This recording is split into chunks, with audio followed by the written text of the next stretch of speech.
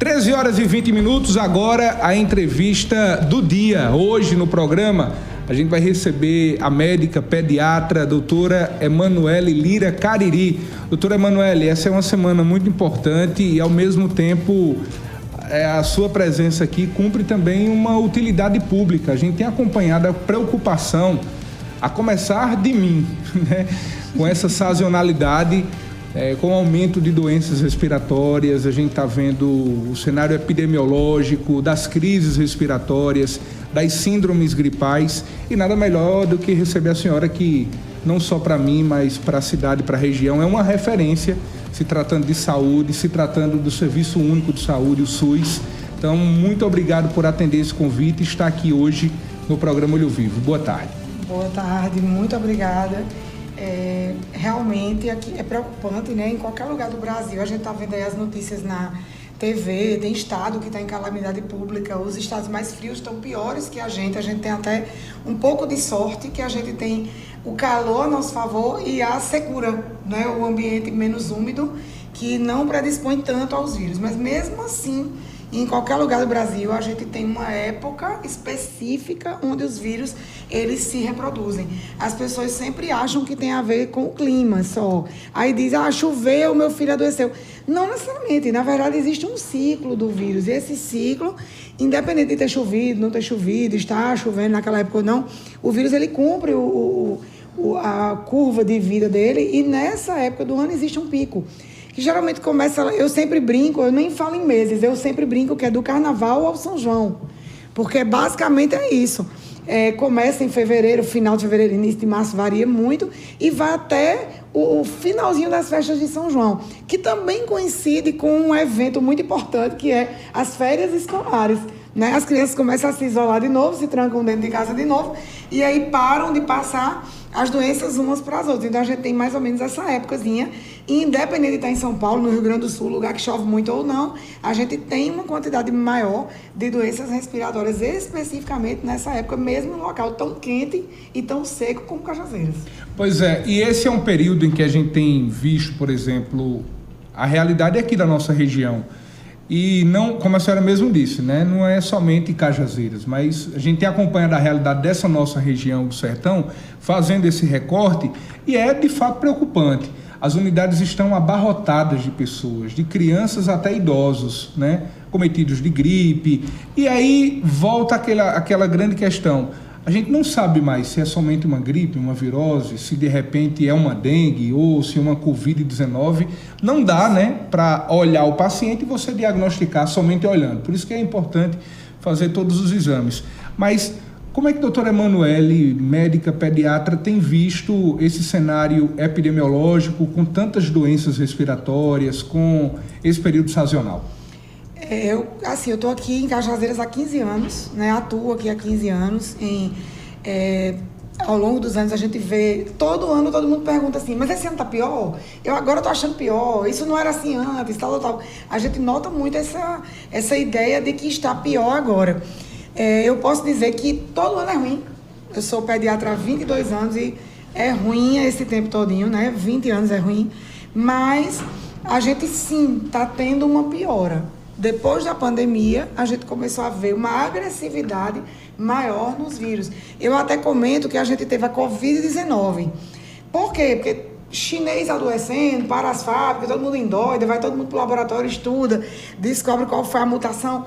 E ninguém se preocupa muito com criança adoecendo. Então, ninguém estuda tanto, né, no microscópio a criança adoecendo. Mas eu acho que não foi só a Covid-19, eu acho que todos os vírus tiveram a sua virada 19. Então, provavelmente a gente teve o influenza 19, o adenovírus 19, o sincicial respiratório 19, porque eu noto ao longo dos anos uma gravidade maior em todos eles. A gente tem hoje, por exemplo, o influenza sempre deu prostração e febre, mas não no nível que está dando agora. Está dando febrão, com a criança escornada, caída.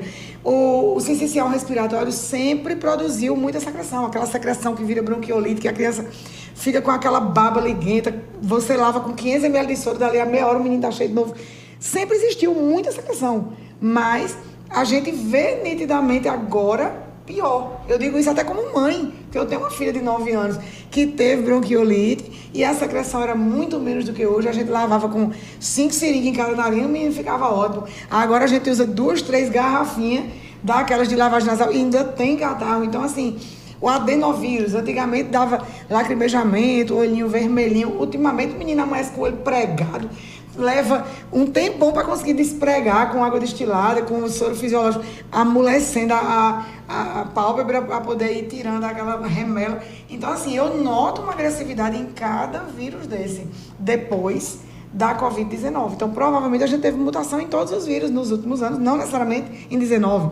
Não chego a esse ponto, que a natureza não é tão preto no branco, mas houve uma mudança sim, e quem trabalha há 20 anos como eu, nota essa diferença, que estão mais agressivos. Maior agressividade. Isso, estão mais agressivos e estão piores. E a gente ainda tem outra situação, que são as sazonalidades de outros vírus juntos. Então a gente tem o rotavírus, que dá diarreia, que vira e mexe e volta com a mosca, com aquela estação das moscas. Tem a dengue, que de vez em quando a própria negligência do homem junta água, não sei o quê, volta. E aí quando junta tudo, cria aquela situação que o sertanejo chama de além de queda, coice, né? A gente não sabe o que é.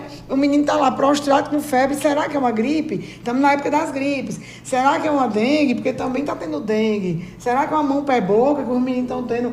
E aí a gente fica tendo que observar a doença, paciência, esperar os outros sintomas surgirem para a gente poder dizer assim, não, aí vai ser uma gripe, aí vai ser uma gastroenterite. Mas realmente hoje eu vejo uma piora. Não quer dizer que nos outros anos seja tudo ótimo. Se a gente fizer uma recapitulação, só link do Diário do Sertão. Tem vários. Tem um monte de 2018, 2017, 2015. Criança faleceu não sei aonde com suspeita de H1N1. Vai ter. Já tinha. A gente sempre acha que o ano que está é pior. Mas se a gente for olhar para trás, tinha morte, tinha agressividade. Mas a agressividade dos vírus está realmente maior e assustando a gente a cada ano. Então tá. E a partir da gente ver essa realidade da agressividade maior do vírus, a senhora como médica está constatando isso, mas a gente sabe que o cidadão comum, a mãe e o pai, também nota, né, uma maior agressividade, o adoecimento do filho, da criança. Mas, diante dessa realidade, a gente tem visto também de que tem aumentado, a partir desse contexto da pandemia, tem aumentado na população, ao que, ao meu ver, uma necessidade de que, a partir da constatação de um adoecimento, eu preciso urgentemente procurar uma unidade hospitalar. E, quando se há essa procura, acontece, consequentemente, uma superlotação das unidades. Esse é o contexto atual dessa nossa região. Na verdade, a gente tem um monte de problemas. Por exemplo, os HUs do Brasil inteiro, eles não têm porta, não fazem atendimento na rua. O nosso fazia, porque antes era um hospital municipal, toda aquela questão, todo mundo já está cansado de ver a temática do HUJB. A gente tinha um atendimento de porta, que poderia até ter continuado a existir, se ele fosse um atendimento racional. Tipo, o meu filho está tão grave que eu vou levar para o hospital, para o pediatra avaliar essa hora, porque tem que ser avaliado. Isso aí talvez tivesse até durado. O que aconteceu? Todo mundo começou a ir para o hospital simplesmente porque espirrou, porque tossiu, porque começou uma primeira febre, porque está com uma coceira, porque está com... E começou a virar uma coisa tão descontrolada que começou a ficar inviável, impossível. Colocava o primeiro plantonista, tinha que ter o segundo plantonista, tinha que pagar um terceiro plantonista. O cara tomava posse no plantão achando que ia atender 10 crianças graves, atendia 128 crianças ótimas que estavam pulando, brincando. O pediatra acabado de cansado do dia inteiro de trabalho, chega para atender um menino que está melhor do que ele, pulando, brincando, rindo. E ele lá, né? Na unidade básica, né? Exatamente, no horário racional, na hora. Seu filho tá tão grave que tem que ir agora 8 da noite, ou ele fica vivo esperando até amanhã de boa e dá para ir para o postinho onde tem um prontuário e tal. Então, começaram a fazer isso num nível tão alto que os próprios médicos concursados começaram a pedir exoneração, a pedir para sair, pedir transferência, não sei para onde, não. Eu quero ir para qualquer outro HU do Brasil, porque pelo menos os outros eu vou atender só os graves, que eu sou concursado para atender paciente grave, não para ficar atendendo coisa de postinho. Com isso, vamos botar a porta na UPA. Ok, resolvido o problema do HU. A HU recebe os mais graves, tá tudo sob controle. Certo, aí o que acontece com a UPA? Espirrou, UPA, tossiu, UPA. E isso está dando uma coisa preocupante, que, por exemplo, tem criança que nem pela triagem está conseguindo chegar, tipo, a criança está grave, a triagem vai avaliar se está gravíssimo, se está mais ou menos, se é azul, vermelha, verde, a gente sabe que dependendo da pulseirinha vai ter um atendimento mais rápido, e a própria triagem está abarrotada de crianças que poderiam estar esperando para ser atendidas amanhã. E aí, olha o perigo. Você está ali com 10 crianças para entrar na triagem, você pode estar com um gravíssimo, saturando 73 na fila, com risco potencial de vida, e ele está ali, no meio da multidão, entre aspas, de 9, 10 crianças que estão só tossindo, que poderiam ir amanhã, depois da manhã, depois... Isso aí acontece em todo lugar. O pânico toma conta de um jeito que as pessoas perdem a racionalidade. Eu digo, calma, seu filho está doente. Eu não estou dizendo que ele não está doente, mas ele não está tão grave que tenha que ir para a UPA neste minuto. Isso acontece no consultório. Sim. Os pais ligam para a minha atendente e dizem, tem que ter uma vaga para hoje, que eu estou desesperada, meu filho está tossindo. Faz 15 dias que ele... Aí você pensa, não, 15 dias está morrendo. Tá gravíssimo, né? Eu vou atender antes que ele morra. Aí quando o menino chega com a farda do colégio. Farda do colégio. Ele tá indo pro colégio normal. Então, ele tá tossindo há 15 dias? Tá. Mas não sem parar, morrendo, sem fôlego de tanto tossir. Tá dando 3 tossidas por dia há 15 dias e mantendo a vida dele normal. Indo pra todo canto, indo pra natação, pro balé, pro tudo. Normal, brincando. E aí precisa ser atendido urgente, que vai... Então, assim, nem 8... nem 80. E a gente tá pegando 8 e 80. Tá pegando a criança que faz 15 dias que tosse, ninguém levou pra canto nenhum. E a criança sem ar, as costelinhas aparecendo de tanto puxar o fôlego, ninguém levou pra canto nenhum, ninguém fez uma lavagem nasal, ninguém medicou, ninguém fez nada. E tá pegando aquele que vai pra UPA dia sim, dia não. Aí, é fogo. O médico da UPA só medicou e mandou pra casa, medicou e mandou pra casa. E você queria que ele fizesse o quê? Ele tá lá pra isso, pra medicar e mandar pra casa.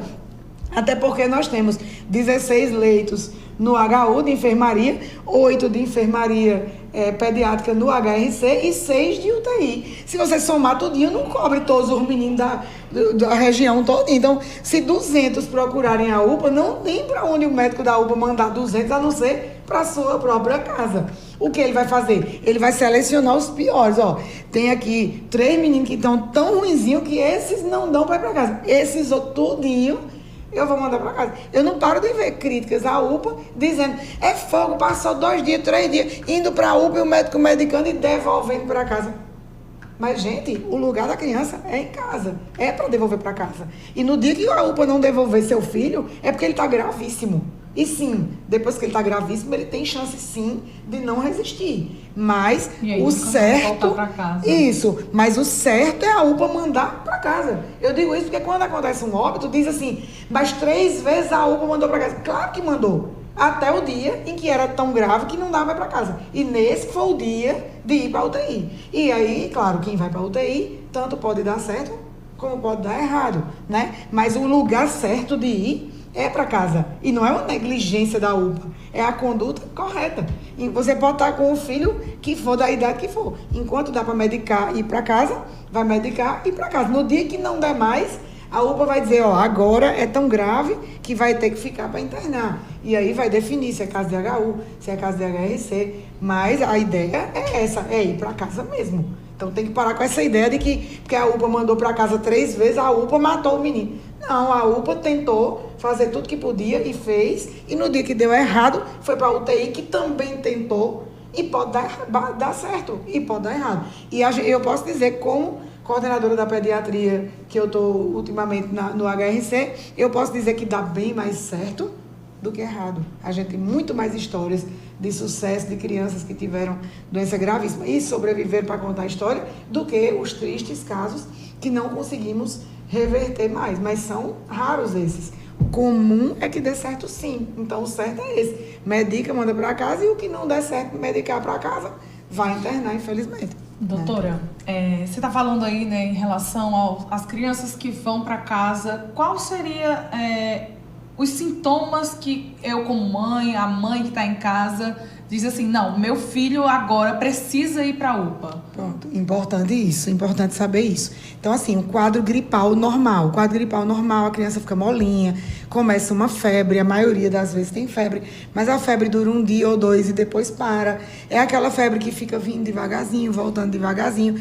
Dá tosse, pode dar obstrução nasal, pode dar espirros sem parar ou roncado para dormir, dormindo de boca aberta, mas geralmente a criança mantém as suas atividades, tipo, durante a febre fica bem caidinha, passou a febre, o menino está com a vida dele normal, vida normal.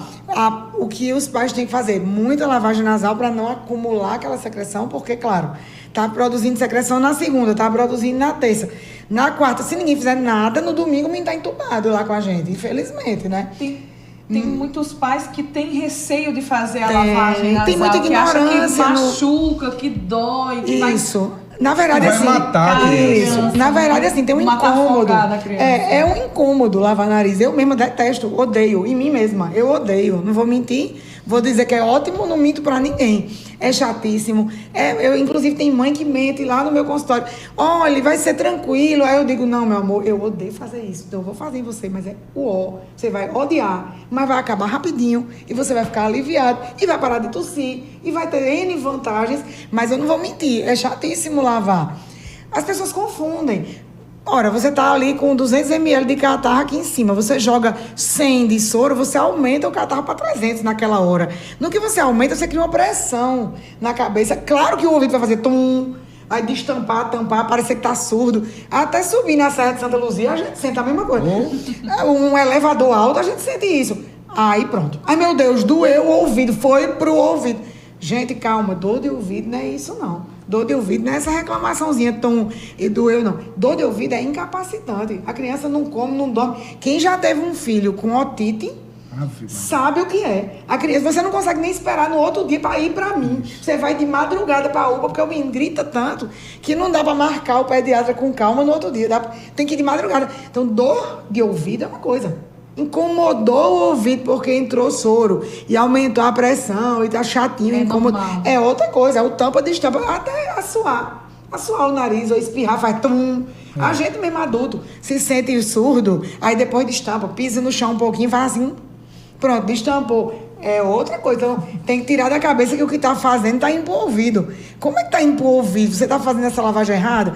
Vai matar a criança. Se a criança é pequenininha, você vai usar dispositivos pequenininhos, seringa fina, 3 ml, 5 ml.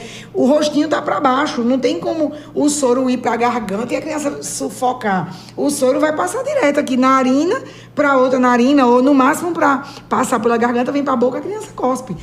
É claro que o bebê pequenininho, na hora que ele senta aquele negócio, ele prende a respiraçãozinha por um segundinho, esperando o soro entrar. Se o dispositivo é pequenininho, ele volta a respirar já de novo. Um segundo, meio segundo, muito pouca. Se o menino é grandão e aguenta uma garrafa de 240, faz a garrafa de 240. É óbvio que ninguém vai pegar um bebezinho recém-nascido e tacar 240 de uma vez. Você pode sim engasgá-lo. Mas matar com soro fisiológico, só se você pegar uma bacia de soro e jogar o menino com a cabeça dentro. Um tonel de soro. Eu sempre digo, a água para matar só se for afogado. A água entrar no nariz não mata ninguém. Agora, a questão é a maneira como é feito, ter a segurança, ter a orientação profissional, não inventar de fazer em casa. Hoje em dia, tem uns vídeos no YouTube, o pediatra ensinando, pediatras de respeito, de bastante experiência. No Instagram mesmo tem Dr. Flávio Melo, o pediatra mais assim, seguido da Paraíba. Ele tem um monte de vídeo mostrando. Tem outros profissionais, Pedro Becker, também é bem seguido, um monte de gente segue. A pessoa segue um profissional respeitável desse, ele vai mostrar como é. E a pessoa vai lá e imita. Tem tudo no YouTube. Tem ensinando a fazer bolo de todos os tipos. Tem ensinando a lavar nariz. Mas a questão é reconhecer a diferença entre a criança que está caidinha porque está com febre e a que está escornada. A que está sem comer porque está sem apetite, porque a gargantinha dói. E a que está sem ingerir nenhum líquido e pode desidratar e morrer. São coisas diferentes. O povo diz, meu menino não está comendo nada. Comendo nada é uma coisa. Não aceitando nem 2 dedos de água para hidratar é outra. Já peguei criança que está com falta de apetite, mas consegue mamar, consegue tomar mamadeira, consegue tomar suco. Então ele tá sendo hidratado. Ele vai perder peso porque ele tá comendo pouco, mas ele não vai morrer por falta de líquido. Então é prestar atenção nisso. Nesses detalhes. Isso, né, aí se for aquela febre que não para de voltar, se for aquela criança muito caída, muito molinha, você conhece o próprio filho, o menino tá brincando, pulando, de repente é aquela criança que vive caída num canto, não toma nem água, corra antes que ele chegue num ponto que nem a veia pegue mais para fazer um tratamento. Mas tem que parar de confundir o menino que é... Inclusive, eu me preocupo com isso, porque, na verdade, a variável que define o tratamento hoje em dia é o quê? O nível de ansiedade da mãe. Se a mãe for daquela muito nervosa, o menino com a besteira vai para a UPA e vai lotar a UPA com 120 crianças, 119 mães nervosas. E é um risco também, né? Isso. Levar ele até a UPA. Isso. Um lugar Aí, que vai ter muitas exatamente. doenças. Ela vai tentar resolver um problema e vai conseguir outro. Exatamente. E ali você vai ter uma mãe que é tão tranquila, descansada, ou talvez ignorante, não entenda, que faz o inverso, que fica em casa com a criança sufocada de catarro, não sabe lavar, não fez nada, não medicou, simplesmente esperando alguma coisa acontecer. Aí no dia que o menino fica roxo, aí corre pra UPA, ai, tá cheio de secreção, tá roxo. Aí quando mede a saturação, 80 de saturação, aí interna, aí dali a 12 horas vai a óbito, o hospital regional é um abatedouro, o HU mata crianças, a UPA é um matador. Não é assim, né? Aí nem 8, nem 80. Nem precisa todo espírito da criança ir para a UPA, para lotar a UPA e atrapalhar os que estão precisando. Mas também não precisa dessa coisa de ficar em casa, até ter risco de vida. E né? qualquer coisa, as mães, as famílias, eles podem e devem procurar a unidade básica de saúde do bairro. Isso. Porque tem profissionais lá responsáveis que podem estar lhe auxiliando, podem estar lhe explicando. Geralmente tem essas campanhas em épocas assim, para explicar de como fazer, como proceder em relação aos seus filhos, né? Para que não chegue a casos, como a doutora falou, né? Do 80, que seria já uma criança muito próxima do óbito, nem você superlotar a UPA e correr o risco de seu filho pegar uma outra doença ali naquele espaço onde vai estar inúmeras pessoas. Agora, então, doutora Emanuele, me permita fazer um questionamento. A senhora disse que a gente enfrenta todo ano esse período sazonal, né? Do Carnaval ao São João. São meses, né? Só que, embora seja um período sazonal, que todos nós saibamos que vai aumentar a gripe, vai aumentar casos de dengue, a própria Covid, né? Que não acabou, continua por aí, inclusive com nova variante e tantas outras. Mas o que é que as mães, o que é que as famílias devem fazer para melhorar a imunidade do bebê até o idoso? Como melhorar a imunidade para ter um organismo forte para nesse período sazonal? Claro que ninguém fica imune 100%, né? Sim. Mas caso seja acometido de alguma doença, ele tenha um organismo capaz de combater para que a pessoa não enfrente tantas e tantas dificuldades. Bom, perfeito. Na verdade, isso é uma coisa que é importantíssimo ser esclarecido. Primeiro, a definição do que é imunidade. Muita gente pensa que imunidade é não adoecer. Eu tenho um monte de paciente que diz isso. Ah, mas esse menino tem uma imunidade horrível porque ele pega um monte de gripe. Veja bem, a imunidade da gente ela é construída ao longo dos anos. Então, você nasce, um bebezinho que nunca teve nada na vida, qualquer coisinha, um sopro na cara, já pode lhe matar.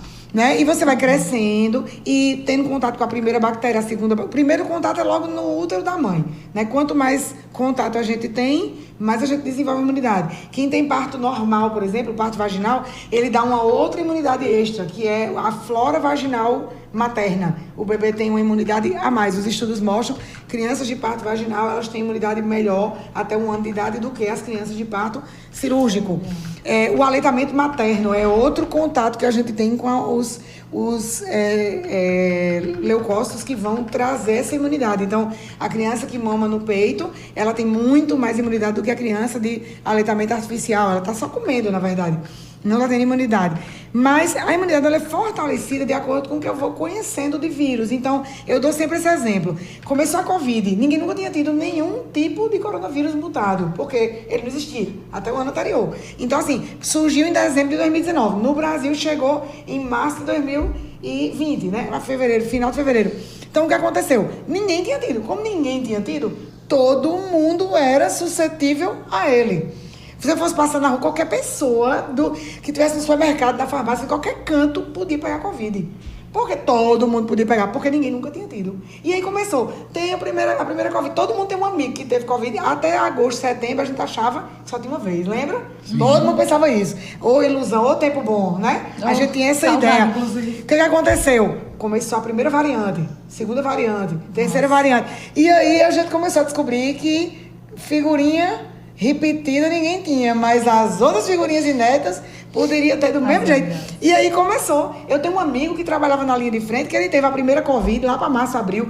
Quando chegou mais ou menos em outubro, ele já foi um dos que inaugurou a tal reincidência da Covid. Ele postou no Instagram 2 suaves positivos. Todo mundo enlouqueceu na época. Como assim? O primeiro em março, o segundo em outubro. Aí, todo mundo com o olho arregalado. Como assim dá para ter 2 vezes? Aí daqui a pouco, dali a mais 8 meses, surge a terceira variante. Todo mundo começou a ter. Então, o que aconteceu? Você vai desenvolvendo imunidade contra ela. Então, ali, quem já teve 5 Covids e tomou 2 vacinas ou 3, praticamente não tem mais. Já desenvolveu imunidade. Quem escapa, tem gente que diz, estou escapando até hoje, não tive Covid. Pois se prepare, você vai ter Covid quando não é mais nem modinha. Né? Já perdeu até a graça ter Covid, você vai ter. E o pior, você não vai nem saber que é Covid. Você vai dizer, que gripe braba é essa que eu tô? Porque ninguém vai mais fazer suave de vírus que não tá matando o mundo inteiro. Porque a gente só fazia quando tava matando o mundo inteiro. Se não tá mais matando, por que eu vou ficar, ficar fazendo exame de curiosidade? Vai enfiando um cotonete no seu nariz, curiosidade para saber se o vírus que você tem é A ou B, para eu saber como é que chama ele. Pelo amor de Deus, a gente tem que saber como é que chama o vírus. O vírus não atende mesmo quando você chama. Precisa saber o nome dele. O que eu preciso é reconhecer que, de tanto adoecer, eu desenvolvo uma imunidade. Então, a gente não pode nem ter 8, nem ter 80. Ninguém vai pegar um bebê de 1 mês de vida e colocar ele no estádio para assistir um jogo, né? Porque o povo tem noção, não. O povo leva para as festas, para não sei para onde, uma lotação de gente, e você lá com a criança no meio do povão. Claro que não, de jeito nenhum. Porque essa criança só conhece o nariz da mãe, o nariz do pai, o nariz de uma tia, de uma avó, de uma babá, de alguém, porque só conhece 5 pessoas. Então, ela está ali exposta à bactéria de 5 pessoas. Se você leva para uma multidão, a chance dessa criança não pegar nada é praticamente zero, porque ela nunca teve nada na vida. Ela vai ser imune a quê, coitada? Nada. Imune a BCG, a tuberculose, porque tomou BCG. Enfim, o resto ela pode pegar. Então, por isso se explica que crianças pequenas, por exemplo, quando... vai começar a estudar, vai para a escola e começa a adoecer mais. Isso. Começou a sair, aí começa a adoecer. Daí se explica isso? Exatamente. Aí o pessoal acha que isso é ter saúde. Doutora, meu menino era totalmente saudável até o ano passado. Ele não tinha nada. E agora, de repente, ele adoece. Seu filho começou na escola quando? Agora, esse ano, em fevereiro. Então, ele não era saudável, ele era isolado, coitado, infeliz, sozinho, né? Sem companheirismo, sem brincadeira, sem nada. Ele não era saudável, ele era isolado. As tribos indígenas, antigamente, antes de ter pandemia, antes de ter qualquer coisa, a gente sempre teve um calendário vacinal para as tribos indígenas o dobro do calendário da gente. Porque, como eles vivem isolados, eles convivem com 70 pessoas a vida inteira, 100 pessoas a vida inteira, as mesmas.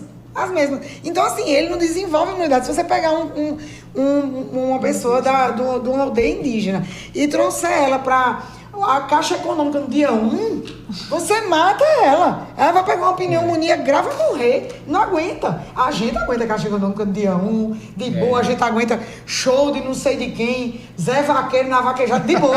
A gente aguenta. Porque a gente já conviveu com tantos narizes que a gente já tá bem, já tá de boa. Mas aquela pessoa de uma aldeia, ela não aguenta. Então, ela tem que ter toda uma preparação para poder ir para o meio do povão. Então, a mesma coisa é a criança. Você tem um menino, você trancou ele dentro de casa, ficou ele com a avó. Todo mundo conhece essa expressão, menino criado com vó. O que é um menino criado com vó, né? É aquele que, em vez de ir para a escola cedo, a mãe vai trabalhar, ele fica só com a avó. Só com a avó, ele e a avó. Aí não tem nenhuma outra criança, não tá. Aí a avó todo dia faz a comidinha dele, não requenta nada, é tudo novinho, feito pra ele. Ele não pisa nem no chão frio, ele calça a sandalinha, ele não vai nem na rua. Dorme com camisa, não pode pisar no chão, não vai pra areia pra não estar pegando nenhuma doença de pé. Resultado, o menino, quando completa 5 anos, um vento na cara dele. Pronto, morreu. Comeu um pastel de feira, pronto. Vai para um aniversário no domingo, na segunda tá na UPA, vomitando. Porque comeu coxinha, que tava lá exposta desde 2 horas da tarde no aniversário. Aí não aguentou. O corpo não aguenta. Como é que o corpo vai aguentar uma coisa que não foi preparado para aguentar? Então, assim, Nem 8, nem 80. Nem a gente pode pegar um recém-nascido e colocar ele lá no perpetão, no meio de um jogo, mas você Nem também isolar pegar uma ainda, criança, exatamente, isolar até 4 anos. A criança nunca viu ninguém na vida. De repente, aí o que acontece? Começa a adoecer direto, aí bota a culpa na escola. A escola fez o meu filho adoecer. Aí eu sempre digo, não foi a escola depois dos 4 anos que adoeceu o seu filho. Foi a falta de gente até os 4 que fez ele não estar preparado para... Então, medir tudo direitinho é muito importante. Tudo é equilíbrio. Né? Tem motivos para tudo. Eu tenho crianças, pacientes meus, que a mãe tirou o menino da escola... Esse ano, tem 3 anos. Doutora, eu vou tirar. Porque eu tive outro bebê recém-nascido, nasceu prematuro, tá em casa. A menina vai pra escola, fica voltando com o nariz escorrendo, passando pro recém-nascido. Ok. No seu caso, você tem um motivo. Você tem uma vozinha de 90 anos que tá ali acamada na sua casa. Aí o menino de 3 anos fica voltando pra cá, tá indo pra escola só brincar. Não tá aprendendo logaritmo, nem nada disso. Para que ele tem que ir para a escola só para poder, naquela época da sazonalidade, fazer a vozinha dele, a bisavózinha dele, pegar uma pneumonia. Ok, tem motivo para aquilo. Você evita o contato na época da pandemia, né? São casos e casos, né, doutora? Isso. Mas você dizer assim, eu vou tirar meu filho da escola em 2024 porque ele está adoecendo muito. Certo, mas os 3 primeiros anos dele, não importando se esses 3 primeiros anos sejam 24, 25 e 26, ou 27, 28 e 29, não importa quando. Os 3 primeiros anos, ele vai estar ali, de peito aberto, pegando tudo que tiver na escolinha. Então, você que decide quando começa essa pendência. Vai acontecer, né? Vai acontecer de todo jeito. Vocês falando, a gente estava falando agora, né, sobre esse aumento nos casos respiratórios. No início do mês foi emitido uma nota do governo do estado da Paraíba de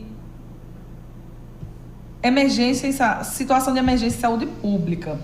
E nessa nota epidemiológica, no boletim epidemiológico da Secretaria de Estado de Saúde, foram 619 casos de doenças respiratórias graves nas 16 primeiras semanas de 2024.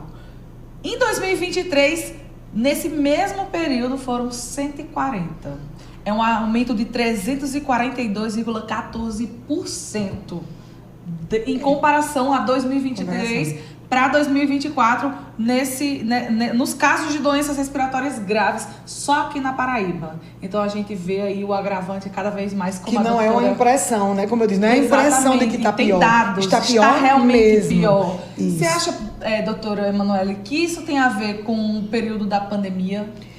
Na verdade, tem um termo que uma imunologista americana usou, que eu achei interessantíssimo, eu vivo usando, que é um termo chamado dívida imunológica.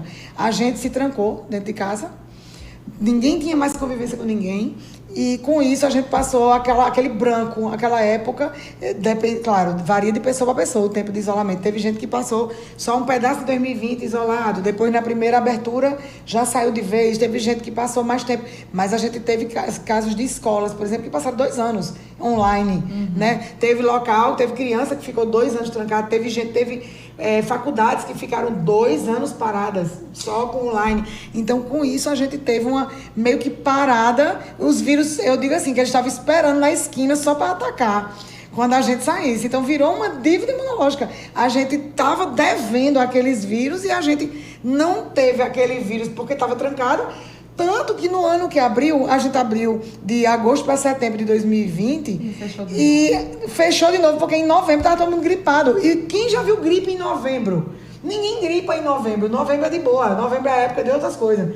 Chanha de pele, diarreia, outras coisas. Dá um calor miserável, todo mundo estava adoecendo. Mas ninguém vê gripe em novembro. Que gripe foi essa que estava em novembro? Eu sou os vírus tudo assim, ó, esperando a gente sair de casa. Opa, que nessa época que a gente teve parado, né, por conta da pandemia, os vírus, eles se potencializaram, ficaram mais fortes. Não só eles ficaram mais fortes, como a interação da gente com eles ficou prejudicada, e aí a gente meio que ficou devendo aquela exposição a mais. Então, se você ia se expor em março, abril, maio, juntou tudo e se expôs de outubro para novembro. Foi um Natal horrível. Mix, né? Foi um Natal horrível, que todo mundo passou doente. Todo mundo doente. Ninguém se encontrava no Natal, porque todo mundo estava adoecido. E o povo dizia, que segunda onda... Na verdade, era o reflexo da primeira, né? Era a ordem natural das coisas. De tanta gente ficar trancada, ainda adoeceu. Doutora Emanuele, nós queremos, de fato, né, uma entrevista bastante esclarecedora, de utilidade pública, Quero, inclusive, contar com mais participações da senhora aqui, muito importante a gente falar sobre isso. Eu gostaria que a senhora deixasse agora um recado para as mães, para as famílias, para todo mundo que está nos acompanhando agora em relação a esse período sazonal, mas, acima de tudo, e que vai passar. Isso. Bom senso, né? Equilíbrio. Então, você tem um bebê pequenininho, fica mais em casa, resguarda ele. Tem criança que está gripada, está escorrendo o nariz. Evita estar saindo para não estar passando para os filhos dos outros, que as pessoas também exageram, né? Leva a criança. Eu já peguei caso de criança que teve febre à noite, aí no outro dia, de manhã, doutora, a senhora encaixa o meu filho, que eu vou atender. Quando vem com a farda do colégio. Aí não, que a febre começou ontem à noite. Se a febre começou ontem à noite, o que é que esse menino estava fazendo na escola hoje de manhã? Ele está com febre, ele não era, a gente sabe nem o que é ainda. Você não sei nem o que é ainda, como é que você pega um menino que você não sabe nem o que é? Arruma ele e leva para expor. Você perguntou para as outras 29 mães se elas querem um menino com febre de doença não identificada junto dos filhos delas, né? Então, assim, é bom senso, né? Equilíbrio, nem trancar demais para não criar aquele exagero e nem ficar expondo demais as crianças às doenças e ter cuidado naquela outra parte, nem tá levando por qualquer espirro para a UPA, mas também não esperar a criança cair a saturação roxa para poder levar para ter um atendimento. Leva para o postinho, conversa com a enfermeira, conversa com o médico do postinho. Muitos deles ensinam a lavar nariz. Às vezes tem até aluno, estagiário das faculdades aqui, tanto da enfermagem como da medicina, ensinando lavagem nasal, orientando como fazer para prevenir as doenças respiratórias, como medicar. Então, assim, equilíbrio, manter a cabeça no lugar. Notou que tem alguma coisa um pouco mais séria, cansaço, as costelinhas da criança repuxando para respirar, aí é a hora de levar para a UPA. E aí, se todo mundo tiver bom senso, quando você levar o seu muito cansado para a UPA, o seu vai estar lá sozinho, ou ele com outro, no máximo.